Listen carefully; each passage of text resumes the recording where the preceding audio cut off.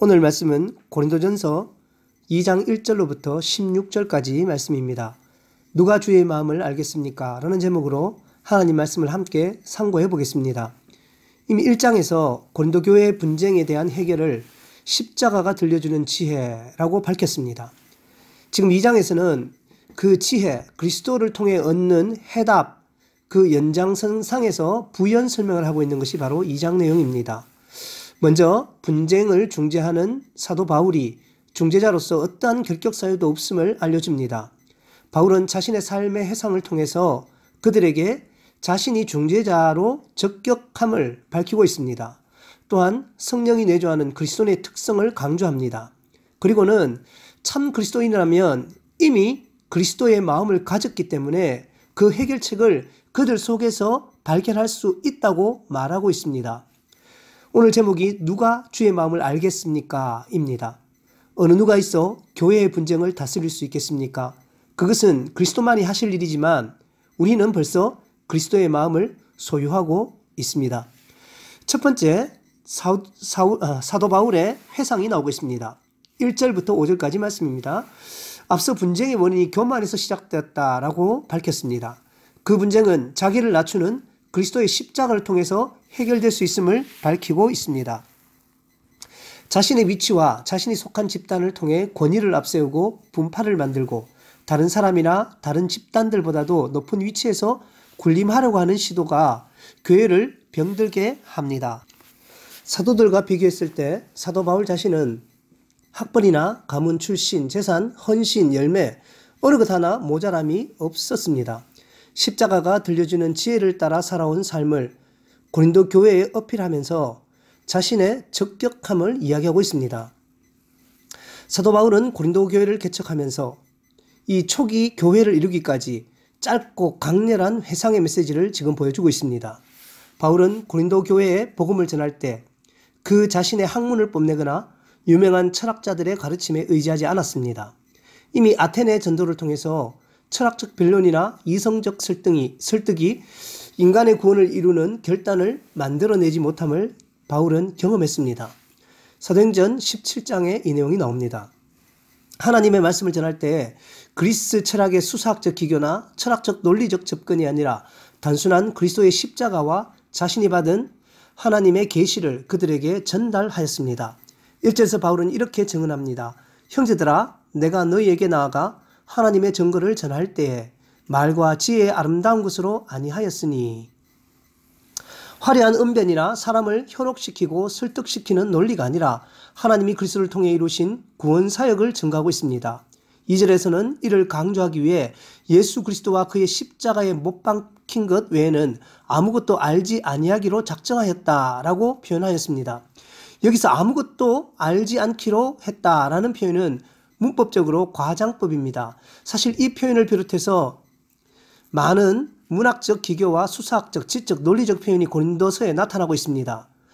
앞서 바울은 뭐라고 했습니까? 십자가에 못 박힌 것 외에는 아무것도 알지 아니하기로 작정했다고 하면서 이런 논리적, 지적, 수사학적 기교들을 사용하고 있습니다.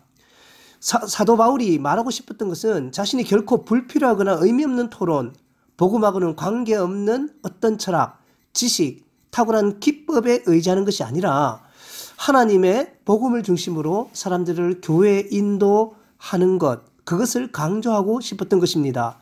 사도 바울은 많은 장점과 탁월함을 가진 위대한 사도입니다. 그러나 3절에서 언급한 것처럼 고린도에 도착할 당시 사도 바울은 패닉에 가까운 상태였습니다. 그는 이런 자신의 모습을 회상하면서 내가 너희 가운데 거할 때에 약하고 두려워하고 심히 떨었노라 라고 표현하고 있습니다. 우리 성경에는 심히가 떨었노라만 수식하는 것으로 번역되어 있지만 헬라어 원문에 기록된 폴로는 약하고 두려워하고 떨었고 이 세 가지를 다 수식하고 있습니다. 폴로를 지적하자면 여러 번이기 때문에 심히라는 번역은 아주 그 의미를 잘 살린 번역이라고 할 수 있습니다. 직역을 해보면 이렇게 됩니다. 나는 여러 번 약하였습니다. 여러 번 무서웠습니다. 여러 번 떨었습니다. 라고 직역하게 됩니다. 사도행전에 나타난 바울의 여정을 따라가다 보면 그는 유럽 선교의 첫 도착지인 빌립보에서 감옥에 갇혔습니다. 박해를 피해서 데살로니카로 갔습니다. 데살로니카에서 폭동으로 베레아로 추방당했습니다. 그리고 그는 베레아로 갔다가 거기서도 추방을 당하고 아테네까지 피해서 내려옵니다. 바울은 처음으로 철학적 변론을 통해서 자신의 한계를 또한 목도하게 되었습니다. 그런 상황에서 고린도에 도착했을 때 이 고린도는 거칠고 음침하며 문란한 항구 도시였습니다. 그는 심한 두려움을 느꼈을 것입니다. 바울은 자신의 무력함을 철저하게 깨닫습니다. 그는 한때 말을 무척이나 잘했습니다. 사도행전 말씀을 빌리자면 그는 제우스의 전령이었던 헤르메스라는 별명을 얻을 정도로 말을 잘하는 사람이었습니다. 그렇지만 아덴에서의 경험은 절대 넘을 수 없는 벽으로 그를 몰았습니다. 다른 도시에서조차 그의 연약함이 나타나는데 이렇게 험악하고 제멋대로인 고린도에서 그가 과연 무엇을 할 수 있을 것인가 라는 자괴감이 들었을지도 모르겠습니다. 문제투성이에다가 교만하고 잘난 사람들이 득실거리는 이 도시, 바로 고린도입니다. 복음이라는 것이 먹혀들기나 할까? 수많은 우상들과 신전들과 아덴이라는 도시와 비교해도 결코 적지 않은 학식 있는 자들도 있고 무식한 뱃사람들과 노예들이 버글거리는 이곳, 과연 이곳에서 교회가 설 수 있을까? 저 무식한 자들이 다른 도시들처럼 폭도가 되어서 칼을 겨눈다면 목숨이라도 보존할 수 있을까? 그것은 온전한 절망이었을지도 모르겠습니다. 그러나 바울은 그 약함과 그 두려움과 그 떨림 속에서, 여러분의 약함과 여러분의 두려움과 여러분의 떨림 속에서 놀라운 지혜를 발견하게 됩니다. 그를 통해 이루시는 교회와 전도와 하나님의 나라가 자신의 말과 능력과 지식이 아니라 성령이 하시는 일임을 그는 고백하고 있습니다. 4절 말씀을 읽어보겠습니다. 내 말과 내 전도함이 설득력 있는 지혜의 말로 하지 아니하고 다만 성령의 나타나심과 능력으로 하여. 사람을 고치는 것은 세상 지식이 아닙니다. 그에게 복음의 능력을 펼쳐지게 만드는 것도 세상 스펙이나 타고난 언변이 아니었습니다. 그는 약함과 두려움과 떨림 속에서 진짜 지혜, 진짜 복음, 성령을 통해 인도되는 놀라운 그리스도의 십자가의 지혜를 얻게 되었습니다. 위기와 한계가 그를 온전히 낮아지는 그리스도의 십자가를 바라보게 만들었고 다른 것들이 섞이지 않는 하나님의 말씀만 전하게 되었습니다. 사람을 믿고 사람을 의지하게 된다면 그것은 그 사람의 권위와 그 사람의 업적에 기대게 됩니다. 그러나 너의 믿음이 사람의 지혜에 있지 아니하고 다만 하나님의 능력이 있게 하려 하였노라 라는 5절 말씀을 통해서 바울은 불가능해 보였던 고린도 교회를 어느 도시보다 크고 든든하게 세웠습니다. 왜냐하면 성령의 능력으로 감당했기 때문입니다. 자신의 능력과 배경이 아니라 오직 하나님의 능력으로 되었기에 그는 자랑할 것이 없었으며 그저 십자가만 알기로 결단한 것입니다. 십자가의 도가 멸망하는 자들에게는 미련한 것이요 구원을 받는 우리에게는 하나님의 능력이라. 두 번째, 세상의 지혜. 6절부터 9절까지는 세상의 지혜를 밝히고 있습니다. 교회에 문제가 발생되었음에도 불구하고 파벌로 인해서 무시되거나 더욱더 큰 싸움으로 번지게 되는 것이 고린도 교회의 현실이었습니다. 고린도 교회는 이 문제를 세상의 지혜를 의지해서 풀려고 하였습니다. 교회에서 해결할 수 있음에도 불구하고 세상 법정을 통해 시시비비를 가리려고 했습니다. 이것은 6장에 나옵니다. 파당을 누르고 굴복시켜 발 아래 두기를 원했습니다. 3장 3절에 나옵니다.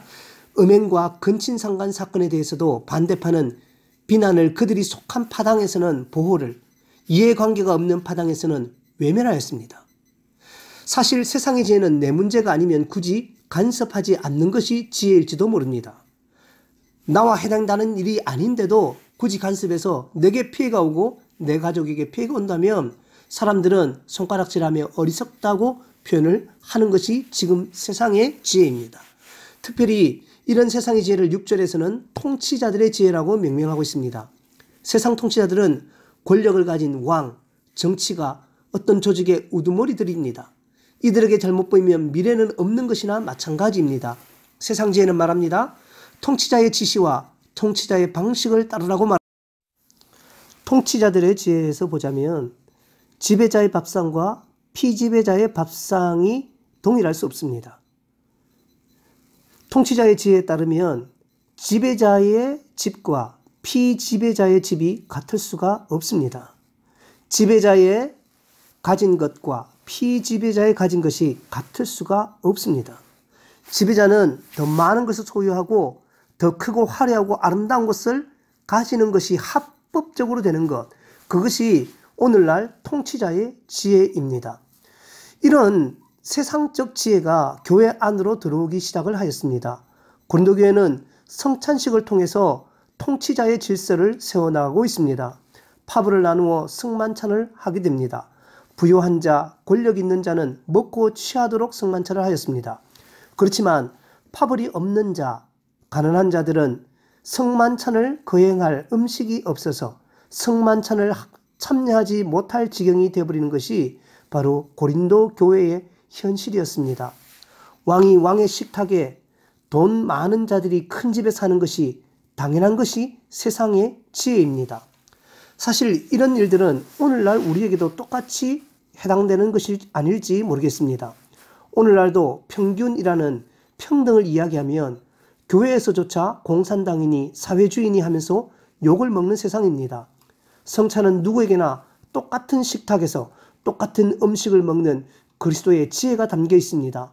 예수님은 그 자리에서 제자들의 발을 씻기셨고 만찬 직후 잡혀가시고 십자가에 죽으셨습니다. 우리가 아는 그리스도, 이 복음 가운데 통치자들의 지혜가 과연 어디에 존재하고 있습니까? 오늘날 교회에도 그리스도의 지혜가 아니라 세상 통치자들의 지혜를 요구하는 것이 현실일지도 모르겠습니다. 어떤 권위를 강조하고 위계 질서를 세우는 것이 아름답다고 말을 합니다. 그래야 질서가 잡힌다고 말을 합니다. 물론 틀린 말은 아닙니다.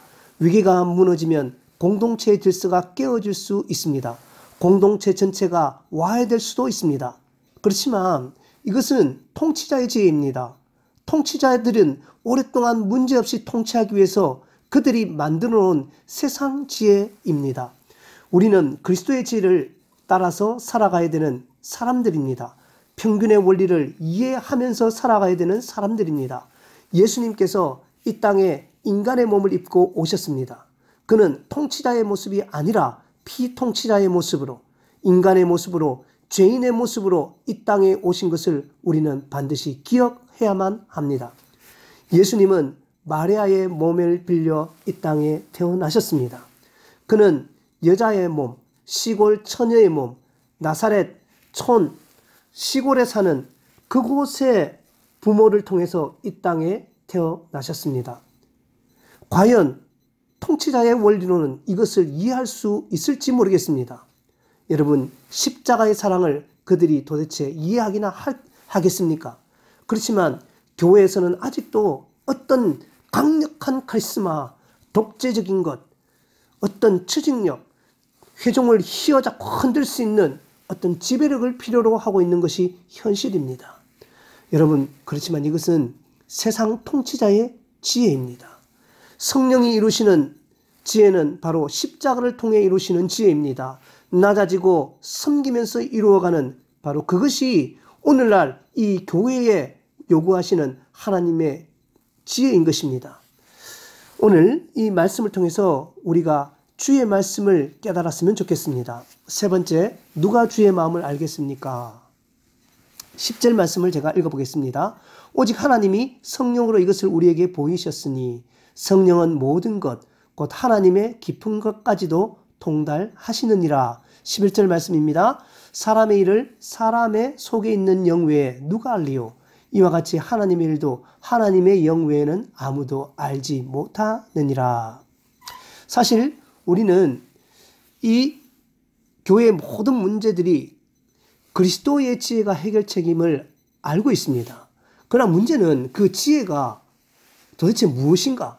그 지혜를 어디서 발견할 것인가? 이것이 문제입니다. 교회에 출석하는 누군들 예수님의 십자가를 모르는 사람이 있겠습니까? 섬김, 사랑, 희생, 나눔 수도 없이 우리가 들었단 말입니다. 이것이 중요한 것은 누구나 다 알고 있습니다. 그런데 왜 이 쉽고 흔한 지혜가 밖으로 우리의 삶을 통해서는 드러나지 않는 것일까요? 바로 이 지혜는 우리의 힘이나 우리의 머릿속 지식으로 표출되는 것이 아니라 성령을 통해서 나타나는 것이기 때문입니다. 우리가 세상에 속했다면 당연히 통치자의 지혜가 지배하겠지요. 하지만 우리는 그리스도께 속한 자이기 때문에 당연히 그리스도의 지혜가 우리를 지배하셔야만 합니다. 저를 사랑하신 분들은 저를 담임 목사로, 교수로 권위를 세우라고 조언하십니다. 참으로 고마운 말씀이지요. 이런 조언을 해주신 분들은 대부분 저를 존중해 주시고 사랑해 주시는 분입니다. 제가 어디 가나 대우를 받고 또 존중을 받기를 원하시는 분들입니다. 아마도 저를 아끼고 사랑하기 때문에 그렇게 말씀하시는지도 모르겠습니다. 그렇지만 우리는 반드시 기억해야만 합니다. 이런 어떤 권위적 공동체를 만들기 위해서는 우리는 참으로 많은 것들을 대가로 지불해야만 합니다. 그리스도의 통치가 아니라 세상 지혜를 우리 속에 들여와야 되기 때문입니다. 살아계신 하나님이시며 독생하신 하나님의 아들이신 예수님은 인간의 몸을 입고 낮은 자리에서 이 땅에 평생을 머물면서 사시다가 십자가에서 죽으셨습니다. 따르는 제자들과 무리를 이용해서 많은 돈을 모을 수도 있었습니다. 그들에게 왕 대접을 받으면서 사실 수도 있었습니다. 많은 이권들을 챙길 수도 있었습니다. 그렇지만 우리 예수님은 어떻게 하셨습니까? 제자들과 한 방에서 주무셨습니다. 같은 식탁에서 음식을 먹었습니다. 같은 옷을 입고 같이 걸어 다니셨습니다. 이것은 어떤 존중의 문제, 어떤 권위적 문제가 아니라 바로 사랑의 문제였던 것입니다. 14절 말씀에서는요, 세상 통치자를 그들을 바라보는 자들은 하나님의 지혜를 다 알 수 없다고 말하고 있습니다. 직분에 맞는 권위가 잘못됐다는 그런 의미가 아니라 권위는 그렇게 세워지는 것이 아니고 바로 예수님의 십자가와 또 그분의 그리스도의 희생의 죽음을 통해서 우리에게 나타난다는 사실입니다. 예수님은 헤어진 옷을 입었습니다. 예수님은 귀하고 아름다운 말을 타고 다니지도 않았습니다. 좋은 집에 사시지도 않았습니다. 그렇지만 귀신도 그에게 굴복했고 바람도 그에게 굴복하였습니다. 같은 밥상에 먹고 마셨다고 하극상이 일어났습니까? 절대로 그렇지 않습니다. 그분은 마땅히 통치자의 지혜를 따라 군림할 수 있었지만 그렇게 하지 않았습니다. 끝까지 오히려 자기를 낮춤으로 존중과 존경으로 제자들이 그 권위에 스스로 복종하게 만들었습니다. 왜 교회에서는 반복되는 문제들이 일어납니까? 왜 교회에서는 다툼이 일어나고 싸움이 일어납니까? 분쟁이 일어납니까? 혹자는 말할 것입니다. 세상 살다 보면 원래 그런 일이 일어날 수밖에 없다. 그러나 우리는 냉정하게 물어야 합니다. 과연 그것이 답인 것인가? 여러분, 성경은 이미 우리에게 답을 제시하고 있습니다. 그 답을 어떻게 실행할 것인가가 바로 우리에게 주어진 그리스도의 지혜의 문제입니다. 누가 주의 마음을 알아서 주를 가르치겠느냐? 그러나 우리가 그리스도의 마음을 가졌느니라 라고 말씀하고 있습니다. 세상 천지에 주님의 마음을 알 자가 누가 있습니까? 우리가 그 답을 알아서 실행을 해야 되는데 그 주님이 해답인데 그 주님의 마음을 알 사람이 누가 있습니까? 모든 지혜의 궁극이신 주님의 지혜가 있어야 되는 것을 우리가 알고 있습니다. 그렇다면 그 지혜가 과연 무엇입니까? 그 지혜는 어떻게 얻을 수 있습니까? 그냥 십자가라고 해버리면 모든 것을 바보처럼 내어주는 것이 과연 십자가입니까? 내 사는 집도 집 없는 사람에게 주고 내 먹을 것도 나는 굶으면서 주고 길거리에서 노숙해야 된다는 말입니까? 그런 말이 아니죠. 그런 말이 아닙니다. 사도 바울은 분명히 이야기합니다. 우리가 그리스도의 마음을 이미 가졌다라고 선언하고 있습니다. 우리가 그리스도의 마음을 어떻게 가지고 있습니까? 성령이 우리가 어떻게 해야 할지를 알려주시는 것입니다. 단지 우리가 그분의 인도하심에 순종하기 싫을 뿐이지 성령께서 우리에게 말씀하지 않는 것은 아닙니다. 나를 낮추는 것을 모르는 사람이 세상에 어디 있습니까? 단지 순종하기 싫을 뿐입니다. 나의 것을 나누는 것을 모르는 사람이 어디 있습니까? 그러나 내 것을 나누어 주는 것이 싫을 뿐입니다. 그러나 여러분, 우리는 이미 그리스도의 마음을 가졌습니다. 성령 말씀하시는 대로 인도함을 따라야만 합니다. 우리는 거기에 순종할 수 있어야만 합니다. 내 생각, 내 의지, 세상 통치, 세상 지혜가 그것을 싫어하고 거절할지라도 우리는 나의 자존심과 나의 체면과 나의 기분 이런 것들을 다 내려놓고 주님께서 원하시는, 성령께서 원하시는 그 인도하심에 굴복할 수 있는 귀한 마음들을 가져야만 하겠습니다. 우리가 지금 현재 교회에 어떤 문제가 있습니까? 나의 관계에 어떤 문제가 있습니까? 그렇다면 여러분 가만히 나를 버리고 성령의 인도하심을 받기를 기도합니다. 누가 주의 마음을 알리오마는 이미 우리는 그리스도의 마음을 가졌기 때문입니다. 아멘.